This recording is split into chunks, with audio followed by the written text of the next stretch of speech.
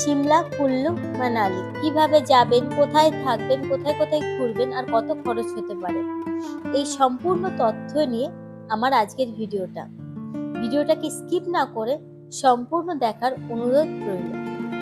আমাদের যাত্রা শুরু হয়েছিল হাওড়া থেকে নেতাজি এক্সপ্রেস ধরে। দিনটা ছিল 6 জানুয়ারি 2024 আর আমরা গিয়ে নেমেছিলাম কালকা স্টেশনে। কালকা নেমে সিমলার উদ্দেশ্যে আমাদের পরবর্তী যাত্রা শুরু হলো টয় ট্রেন শিবালিক এক্সপ্রেস ধরে। আর যদি কেউ বাসে করে কম সময় সিমলা পৌঁছাতে চাও তাহলে নামতে হবে চণ্ডীগড়, আর চণ্ডীগড় থেকে অ্যাভেলেবেল বাস সিমলার জন্য তোমরা পেয়ে যাবে। যারা প্রকৃতিকে ভালোবাসো তাদের জন্য টয় ট্রেন বেস্ট। এবার চলে আসি সিমলা পৌঁছে কোথায় থাকবে। যদি কেউ বাজেট ট্যুর করতে চান তাহলে আমি বলবো সিমলা কালীবাড়ি বেস্ট অপশন। এছাড়াও ম্যাল রোডের আশেপাশে বহু হোটেল আপনারা পেয়ে যাবেন। কালীবাড়িতে রুম বুক করার জন্য কালীবাড়ির ইমেল আইডি নাম্বার ও ফোন নাম্বার আমি আমার ডেসক্রিপশন বক্সে দিয়ে দেব। যদি কেউ কালীবাড়িতে থাকতে চাও সেক্ষেত্রে আমি বলবো আগের থেকে রুম বুক করে যাওয়াই ভালো, কারণ এখানে তুলনামূলকভাবে রুম রেটটা কম থাকায় সবসময় রুমটা অ্যাভেলেবেল থাকে না। এবার চলুন পুরো কালীবাড়িটা আপনাদের ঘুরে দেখাই। প্রথমেই চলে যাব কালীবাড়ি ডাইনিং হল এবং টি ক্যান্টিনের দিকে। সিমলা এসে যদি কেউ ঘরোয়া টেস্টে বাঙালি খাবার খেতে চাও তাহলে সেক্ষেত্রেও কালীবাড়ি বেস্ট অপশন, কারণ এখানে একদম ঘরোয়া টেস্টে বাঙালি খাবার তোমরা পেয়ে যাবে। সিমলা এসে কালীবাড়িতে থাকলে যে তোমাদের ভেজই খেতে হবে এমনটা নয়, এখানে তোমরা মাছ, ডিম এবং মাটন পেয়ে যাবে। এই কালীবাড়িটা সিমলা শহরের একদম টপে অবস্থিত, যার জন্য এই কালীবাড়ি থেকে সিমলা শহরের একটা দারুণ ভিউ পাওয়া যায়, যেটা সত্যি মনোমুগ্ধকর। আমার ডান পাশে আপনারা দেখতে পাচ্ছেন এগুলোই কালীবাড়ি থাকার রুম। আর এখানে শুধু পার্সোনাল রুমই নয়, আপনারা ডরমেটরিও পেয়ে যাবেন। যদি বহু লোক আসেন সেক্ষেত্রে বহু সুযোগ সুবিধা এখানে আছে।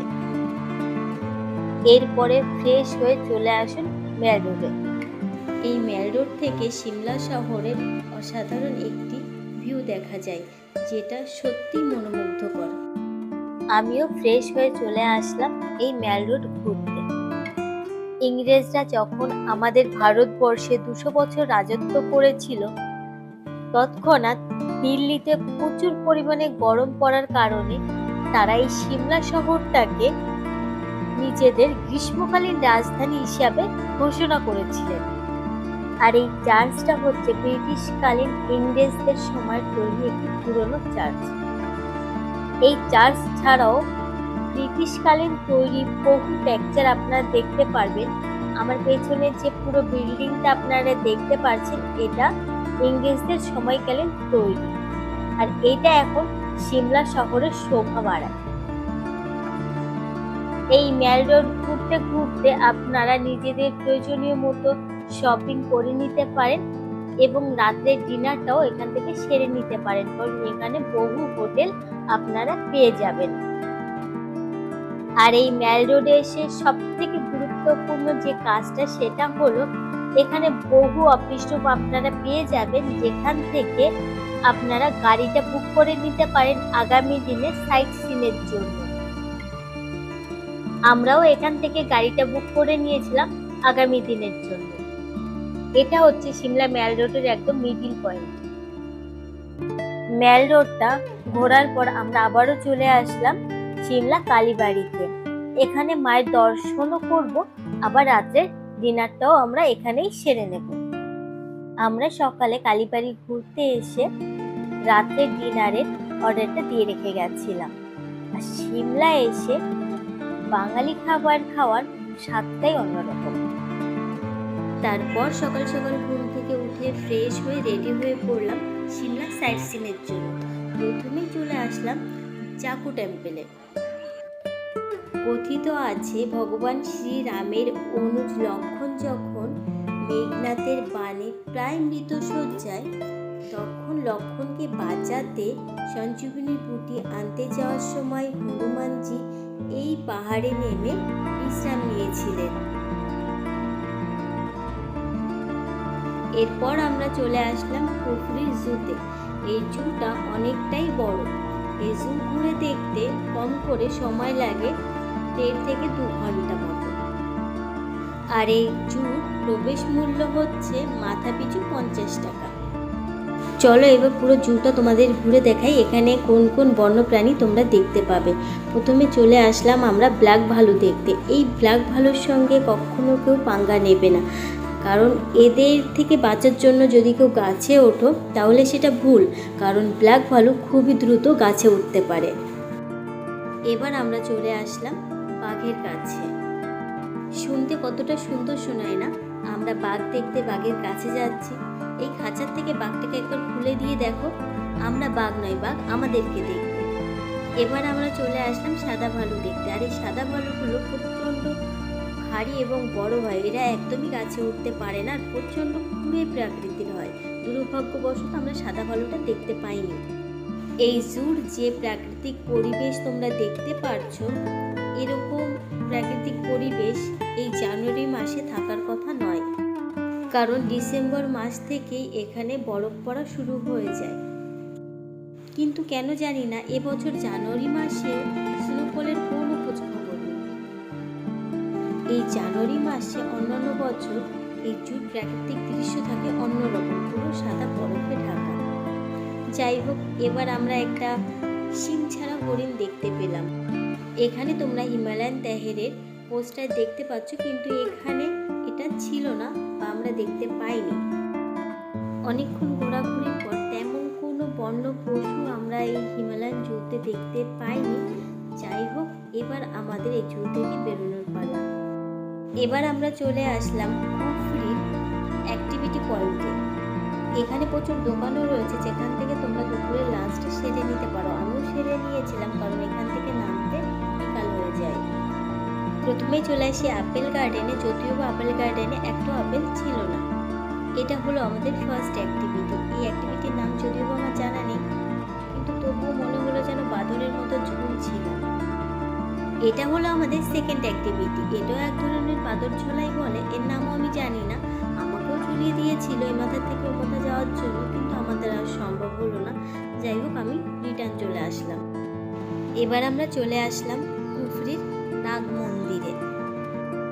এই নাগ মন্দির থেকে কুফরির একটা সুন্দর ভিউ পাওয়া যায়, আর কুফরিটাকে খুব কাছ থেকে দেখা যায়। নাগ মন্দিরের ভেতরে ক্যামেরাটা অ্যালাউ ছিল না, যার জন্য ভেতরের ফুটেজটা আমরা নিতে পারিনি।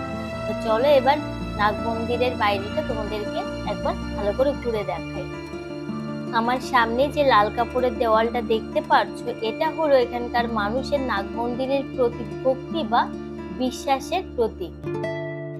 এখানকার মানুষেরা এটা বিশ্বাস করে, যদি এই নাগ মন্দিরে মন থেকে কিছু চেয়ে ভক্তি সহকারে লাল কাপড় বাঁধে, তাহলে তার মনের ইচ্ছা পূরণ হয়।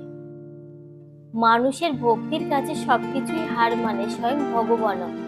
আর এই দেওয়ালটা হচ্ছে এখানকার মন্দিরের বিশ্বাস বা সেই ভক্তির প্রতীক। এবার আমাদের নিচে ফেরার পালা। কুফরির এই ভিউ পয়েন্ট বা অ্যাক্টিভিটি পয়েন্টে আসা যাওয়ার জন্য একমাত্র অপশন হচ্ছে ঘোড়া। আর এই ঘোড়া বুক করার জন্য নিচে বহু সরকারি কাউন্টার তোমরা পেয়ে যাবে। আর এই ঘোড়া বুক করতে লাগবে পার পার্সন 500 টাকা করে। নেক্সট ডেতে আমরা বেরিয়ে পড়লাম মানালির উদ্দেশ্যে।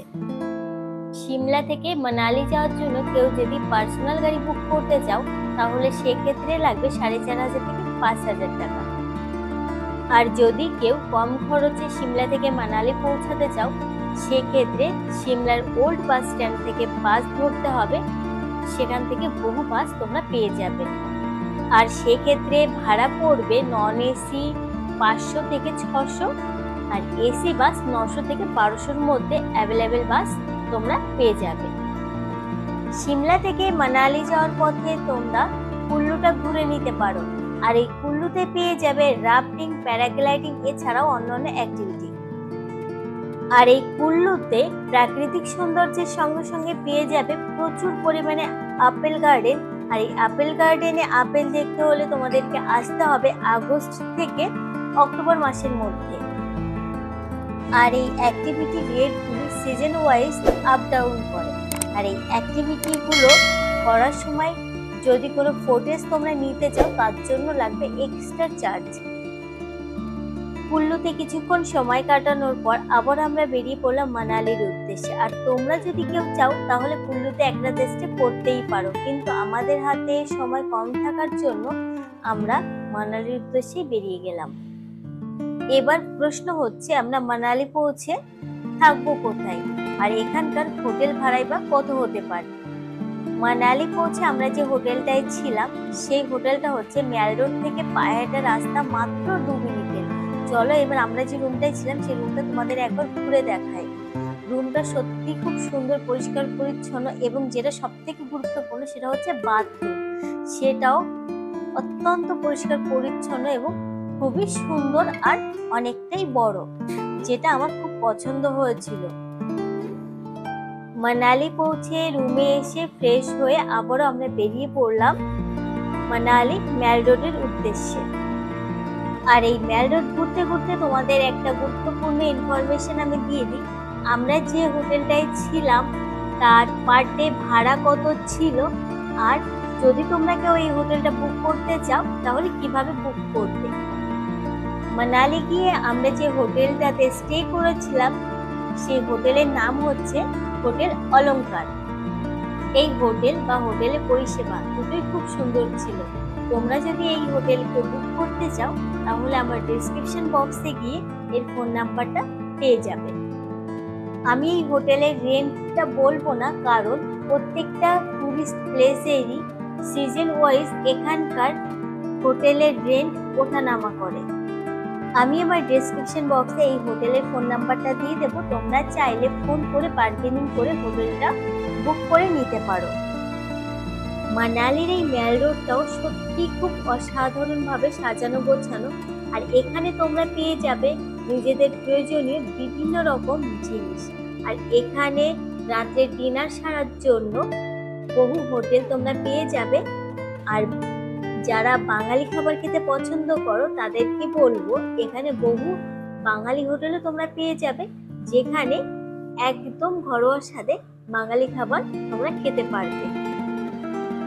আর সিমলার তুলনায় মানালিতে খাবারের দামটা অনেকটাই কম। শুধু তাই নয়, এখানে খুব কম দামে শীতের পোশাকও তোমরা পেয়ে যাবে। পরের দিন সকাল সকাল ঘুম থেকে উঠে চলে আসলাম মানালির হিড়িম্বা দেবী টেম্পল। আর এই হিড়িম্বা দেবী টেম্পল মানালির একটি প্রসিদ্ধ মন্দির। মানালি থেকে এই হিড়িম্বা দেবী টেম্পলে কিভাবে আসবে, এই হিড়িম্বা দেবী টেম্পলে পৌঁছানোর জন্য তোমাদেরকে আগের থেকে কোনো গাড়ি বুক করা লাগবে না। সকাল সকাল ঘুম থেকে উঠে মানালি ম্যাল রোডের কাছে আসলে বহু অটো তোমরা পেয়ে যাবে বা ট্যাক্সিও পেয়ে যাবে এই হিড়িম্বা দেবী টেম্পলে আসার জন্য। তার জন্য এক্সট্রা ভাবে কোনো গাড়ি বুক করার দরকার নেই। এই হিড়িম্বা দেবী টেম্পলে আসার জন্য অটোতে করে পার পারসন মাত্র 30 টাকা ভাড়া। বলা হয় এই হিড়িম্বা দেবী টেম্পলে নাকি বহু বছর আগে প্রতিদিন নরবলি দেওয়া হতো। এই কথাটা জানাজানি হওয়ার পর সরকার থেকে নাকি এটা বন্ধ করে দেওয়া হয়, কিন্তু নরবলি দেওয়া বন্ধ হলেও বলি দেওয়াটা এখানে বন্ধ হয়নি। এখনো নাকি প্রতি রাতে একটা করে মোরগ বলি দেওয়ার প্রথা এখানে প্রচলিত আছে। এই হিড়িম্বা দেবী টেম্পলের চারিপাশের প্রাকৃতিক পরিবেশ সত্যি অসাধারণ সুন্দর। আর যখন এই মন্দিরটা বরফে ঢাকা থাকে বা এখানে প্রচুর পরিমাণে স্নোফল হয়, তখন এই মন্দিরের সৌন্দর্যটা ভাষায় প্রকাশ করা অসম্ভবকর। সাধারণত এখানে বরফ দেখা যায় ডিসেম্বরের মাঝামাঝি থেকে শুরু করে এপ্রিলের শেষ অবধি, কিন্তু দুর্ভাগ্যবশত এবছর আমরা জানুয়ারি মাসে এসেও বরফ পাইনি। তো যাই হোক, তবুও এর বরফ ছাড়া যে প্রাকৃতিক সৌন্দর্যটা সেটা আমরা তোমাদেরকে দেখাবো। যদি কেউ এই হিড়িম্বা দেবী টেম্পলে এসে পুজো দিতে চাও তাহলে আমি বলবো সকাল সকাল চলে আসতে, কারণ এখানে বেলা বাড়ার সঙ্গে সঙ্গে ভক্তদেরও ভিড় বাড়তে শুরু করে। এই মন্দিরের চারিপাশটা উঁচু উঁচু পাইন গাছে ঘেরা। এই পাইন গাছগুলোই যেন এই মন্দিরের সৌন্দর্যটা শত গুণ বাড়িয়ে দিয়েছে।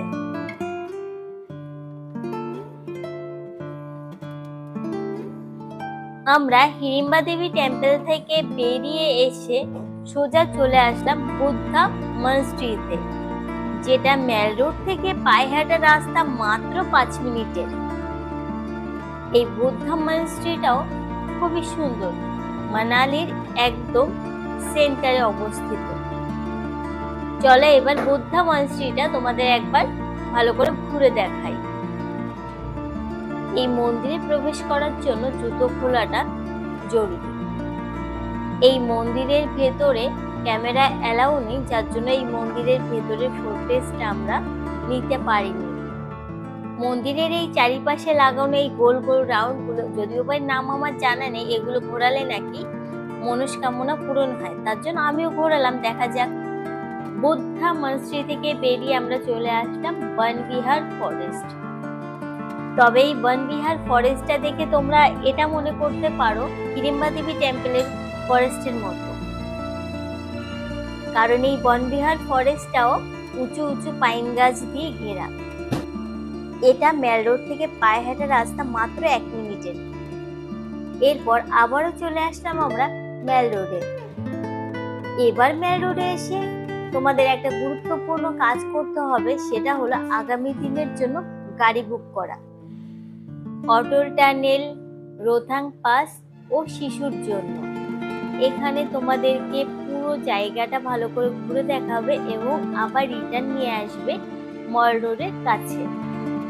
তার জন্য একটা ছোট গাড়ির ভাড়া পড়বে 4500 থেকে 5000 টাকা। পরের দিন সকাল সকাল ঘুম থেকে উঠে রেডি হয়ে বেরিয়ে পড়লাম অটল টানেল, রোথাং পাস ও শিশুর উদ্দেশ্যে। আর এই টানেলের মতো যে জায়গাটা তোমরা দেখতে পাচ্ছ, এটা হচ্ছে স্নো প্রোটেকশন ফ্রি। এটা হলো অটল টানেল ও রোথাং পাসের এন্ট্রি গেট। তোমরা চাইলে গাড়িটাকে এখানে কিছুক্ষণের জন্য দাঁড় করিয়ে এই গেটের সামনে ছবি বা ভিডিও করে নিতে পারো, কারণ এই জায়গাটা সত্যি খুব সুন্দর। এবার আমরা প্রবেশ করব অটল টানেলের মধ্যে। এই অটল টানেল পৃথিবীর সবথেকে লম্বা টানেল, আর এটি সমুদ্রপৃষ্ঠ থেকে 10,000 ফিটেরও বেশি উচ্চতায় অবস্থিত। এই টানেলটি লম্বা 9 কিলোমিটার, আর এই টানেলের মধ্যে 250 মিটার পর পর ইনসিডেন্ট ডিটেকশন ক্যামেরা লাগানো আছে। আর এই অটল টানেলের মধ্যে প্রতি 500 মিটার পর পর ছোট্ট এমার্জেন্সি এক্সিট টানেলও রয়েছে। অটল টানেল থেকে বেরিয়ে আমরা যে ব্রিজটা পার করলাম, সেই ব্রিজটার নাম হলো চন্দ্র রিভার ব্রিজ। ব্রিজটা পার করার পর যে গেটটা তোমরা দেখতে পাচ্ছ, এই গেটের ডান সাইডে রাস্তা চলে যায় শিশুর দিকে, আর বাঁ সাইডে রাস্তা চলে যায় রোথাং পাসের দিকে। আমরা গেট থেকে বেরিয়ে ডান সাইডের রাস্তা ধরলাম শিশুর উদ্দেশ্যে। আর এই রোডে চলাকালীন যে কোনো জায়গায় গাড়ি দাঁড় করিয়ে ছবি তোলা বা ভিডিও করা নিষিদ্ধ, ধরা পড়লে বড়সড় চালান কাটতে পারে। এই পাশে যে রিভারটা তোমরা দেখতে পাচ্ছ, এটা হলো চন্দ্র রিভার। মানালি থেকে শিশুর দূরত্ব 40 কিলোমিটার। এই গেট দিয়ে আমরা প্রবেশ করলাম লাহোল ভ্যালিতে। আর এই শিশু হলো লাহোল ভ্যালিরই একটা অংশ। এখান থেকে ডান সাইডে রাস্তা ধরে একটু নিচে নেমে আমরা চলে আসলাম শিশুতে। চলো এবার 2024 জানুয়ারি মাসে তোমাদের শিশুর একটা নতুন রূপ দেখায়, যেখানে করে ডিসেম্বর মাস থেকে এখানে প্রচুর পরিমাণে স্নোফল হয়, আর এখানে পুরো বরফে ঢাকা থাকে, সেখানে ধুধু মাঠ। শিশুর যে ছবিটা আমরা মনের মধ্যে এঁকে নিয়ে গেছিলাম, সেটা সম্পূর্ণ ভুল প্রমাণ হওয়ায় মনটা ভীষণ খারাপ হয়ে গেছিল। তার মানে এই নয় যে শিশু বরফ ছাড়া তার সৌন্দর্যকে হারিয়ে ফেলেছে, তবে চন্দ্র রিভারের ওপাশে বরফ ছিল। তবে বরফ ছাড়াও শিশুর এই প্রাকৃতিক সৌন্দর্য যেন নজর কাড়ে। এবার আমাদের ফেরার পালা। এই ভিডিওটিতে আমার দেওয়া ইনফরমেশন যদি তোমাদের কোনো কাজে লাগে, আর আমার ভিডিওটা যদি তোমাদের ভালো লেগে থাকে, তাহলে আমার ভিডিওটিতে একটি লাইক আর আমার চ্যানেলটিকে সাবস্ক্রাইব করে দেবে, যাতে আমার ছাড়া ইনফরমেটিভ ভিডিও সবার আগে তোমাদের কাছে পৌঁছায়।